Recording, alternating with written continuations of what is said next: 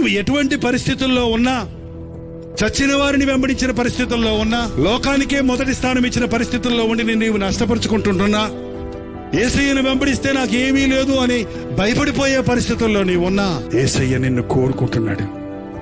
నీవు ఏ స్థితిలో ఉన్నా తోసివేయని దేవుడు. నీవు ఫ్రెష్ గా నీ యవ్వన కాలాన్ని దేవుని చేతుల్లో పెట్టుకుంటే ధన్యుడివండి. ఒకవేళ ఇప్పటికే నీ యవ్వనం గడిచిపోయి పాప ఊబిలో పడిపోయి ఇక నేను దేవునికి పనికిరాను అని నిన్ను నీవు హాని చేసుకొని చచ్చిపోదాము, లేక జీవితంలో నా పాపంలో నా ఇష్టం వచ్చినట్టు బతుకుదాము అని ఒక తీర్మానం చేసుకుని నాశనమైపోతున్న పరిస్థితుల్లో ఉన్న ప్రభువు నిన్ను తోసివేయటం లేదు.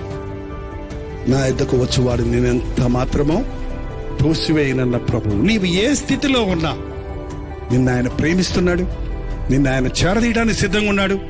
నీకు ఆయన గొప్ప రక్షణ ఇచ్చి నీవు పోగొట్టుకున్నవన్నీ తిరిగి నీకు ఇవ్వాలని ఆశపడుతూ ఉన్నాడు.